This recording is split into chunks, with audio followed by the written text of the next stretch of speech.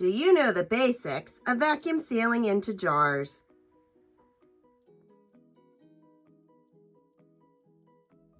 Hello everybody, this is Deb from Just Do Something Homestead, and today we're going to talk about the 5 important things you need to know if you want to start vacuum sealing. We're going to focus on the equipment, the types of food you can safely seal, why you even want to vacuum seal food, how to store it, and step-by-step directions on 3 different types of vacuum sealing. These 3 types of food include a dried item that you normally would easily vacuum seal, an item that is powdery, there's a different step you have to add, and lastly, prepackaged items because again, it's a different method of doing it. If you are new to our channel, welcome aboard. Jim and I homestead in West Virginia, and one of the things I absolutely love to do is vacuum seal food. I also like to crochet, we garden, we farm, we take care of animals, but during the winter, we focus on food.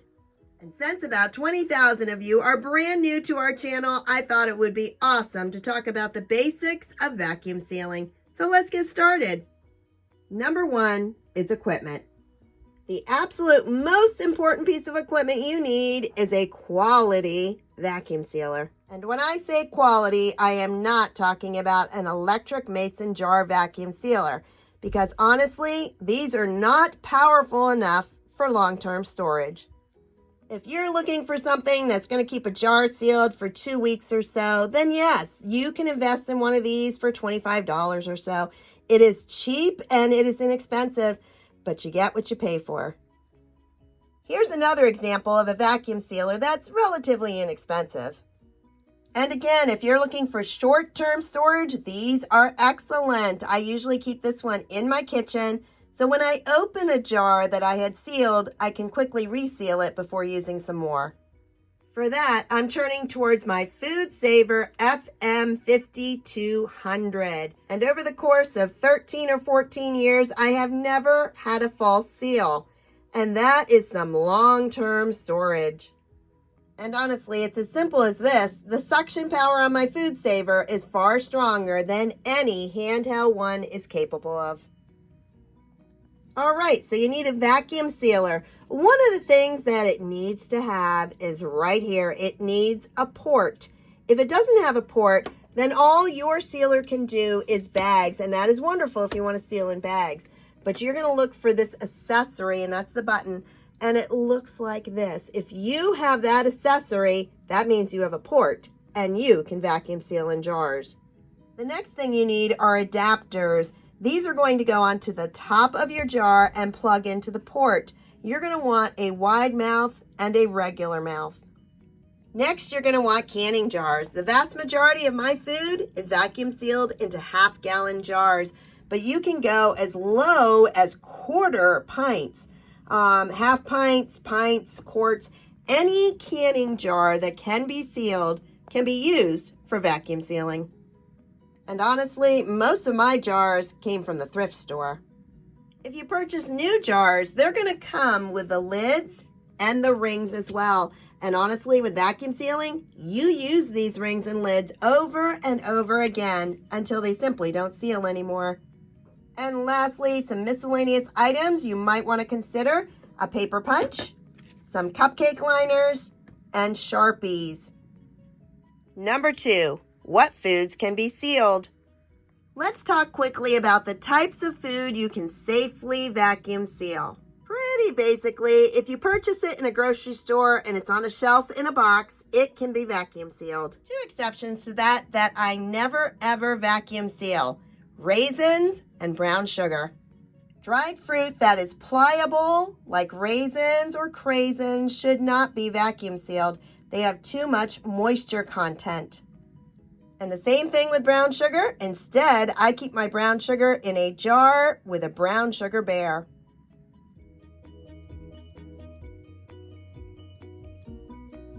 Just recently, I stopped vacuum sealing nuts. Now I freeze them and they have a much better quality.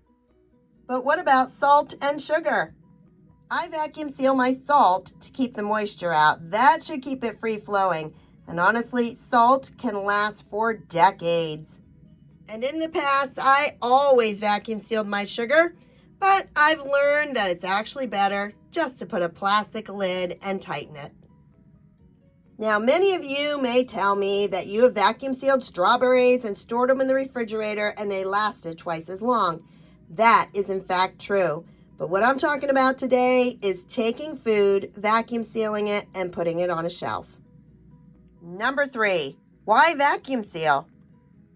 I vacuum seal because it extends the best by date, it keeps critters out, it saves money, and it's a great way to stock up. As far as critters, I'm talking mainly insects. Flour is notorious for having eggs in it. So I make sure I don't have insects in my food by vacuum sealing it.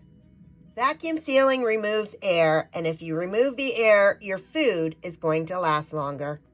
And that can help you to save money. Number 4, how do you store it and for how long? Once your jars are vacuum sealed, you want to store it in a cool, dark location. The age-old question of how long can I store my food simply can't be answered. There are too many variables. Typically, I look at the best by date and add 1 year. That is simply a starting place. But then I found a jar of popcorn that had been lost for 5 years in my pantry. I took it in the kitchen, and you know what? It is perfect. So that one went 5 years beyond the best by date. This pasta is pushing 8 years old. It is perfect. I'm finding that rice goes at least a decade past what they call a best by date. The same with oatmeal. If we didn't eat it so fast, I can guarantee we would have some that was at least 10 years old. So keep records, check your food. If it's still good, reseal it and leave it on the shelf longer. And number 5, how to vacuum seal. Let's get some vacuum sealing done. The first thing I'm going to do is popcorn. Fill your jar. And once it looks like your jar is filled, I want you to thump it around on the counter because this product and every product you vacuum seal is going to settle. I spoke to one of my subscribers just this morning. She was having difficulty getting her jars to vacuum seal. If that is something that you are also facing, try taking out some of your food. Don't put this item all the way up to the rim because it's not going to seal. You want it about an inch below. Now, I like to rub the rim with my hand. It is a clean hand. I know a lot of people like to use a cloth. They like to use vinegar. My jars are staying sealed for a decade, so I don't think it's necessary. If you feel better about it, go for it. You do not need to use a brand new lid. In fact, this one obviously says Quick Oats in 2026. That's not a new lid. I'm going to use this to show you you can vacuum seal with used lids. First, to get that marker off so I can write on the lid with my new information, I'm just going to use one of these magic erasers. You can tell I use it quite often. If you look closely, you can see the writing from that used lid, and now I'm going to seal it. You want to push the attachment completely over the lid, just like that. Plug the port in at the top of your jar. Turn on your vacuum sealer and hit accessory.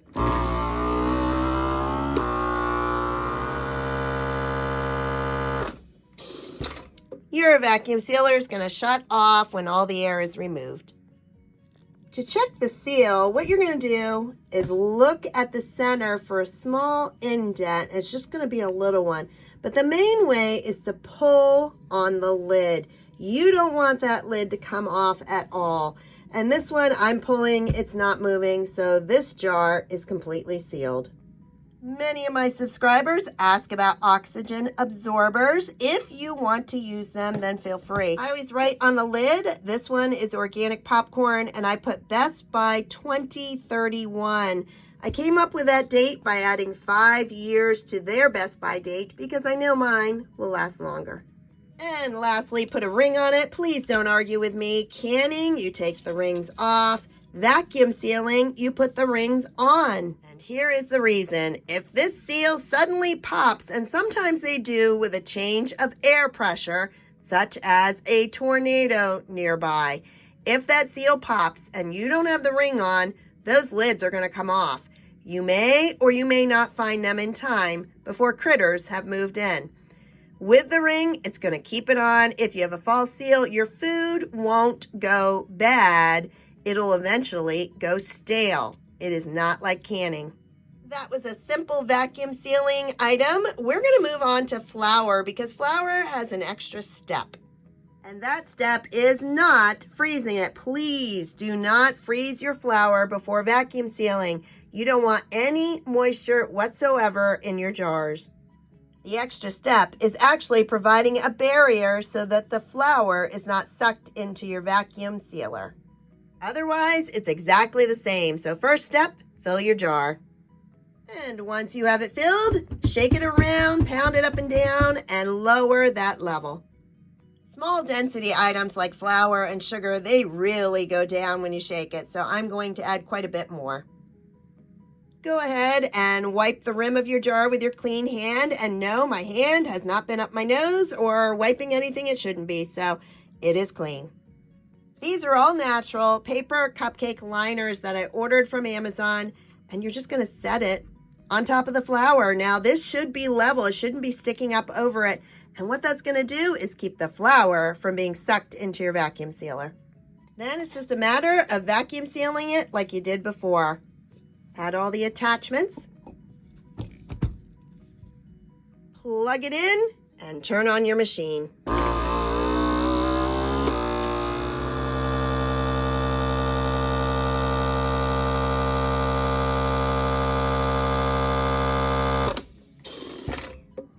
Did you see the air being pulled up through the flour? My jar is not cracked. This is not cracked. This is simply where the air was coming up through it. Figuring out the storage time for your flour is a little bit trickier. I start by looking at the package. This one says it's only good until November 27th, 2025. I do not store flour long term. I've found out over the years it simply does not last. So I'm only going to add 1 year to this date. That's going to make it November 2026. If I want to store long term, what I do is I save wheat berries, and I have those in containers that are sealed. They will last for 25 years, so I can simply grind what I need. And the last step is to add a ring. And lastly, I'm going to store some candy bars. Now, I don't store a lot of junk food. In fact, lately I've been doing whole ingredients, but I like a little bit of chocolate, just like most Americans. The tricky part of vacuum sealing convenience foods is they simply don't last. The package says these are only good until August of this year, and so I'm not going to be able to push it much beyond that. But what I am going to be able to do is to seal it so it stays fresh until the expiration date. And when I'm talking something that has such a short best by date, it's definitely an expiration date. And just like flour had an extra step, so do your pre-packaged items. If you were just to throw these into a jar and vacuum sealing it, you're defeating the purpose because you're actually just removing the air around the packages and not the air in the packages. And that is where a paper punch is needed. Making sure I push the candy bar out of the way, I poke a hole in every single package. Then I can put it into my jar. This time I went with a quart-sized jar because it's not going to fill up one of the half-gallon. And it's a regular mouth, so this lid is a little bit smaller. So other than that, do the same thing. Oops, wipe the rim, then place your lid on top. There shouldn't be any residue anyway because they're all prepackaged, but always wipe the rim. Now this time you're going to use the smaller attachment, just like that. Because you're going to be removing air from all of these little packages, it's going to take about 40 seconds instead of 20 seconds to vacuum seal this jar.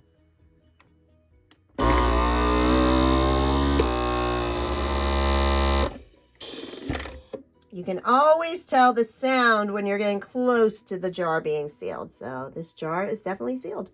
I'm not even going to write on this lid. I can tell what it is. And trust me, these aren't going to last more than a few months. Some words to the wise. I have been vacuum sealing for about 15 years. If you come onto my channel and write the comment that your voice is so annoying, I don't know how you live with yourself, chances are you're probably going to be blocked. If you tell me the world's about to end and why am I wasting my time vacuum sealing candy bars, chances are you're probably going to get blocked. If you come on my channel and say, well, I have that electric mason jar vacuum sealer and it seals perfect. Okay, come back in 10 years and tell me how it's working for you. If you come on my channel and say, I've been vacuum sealing raisins for the last 5 years and I'm fine, I say, you've been lucky.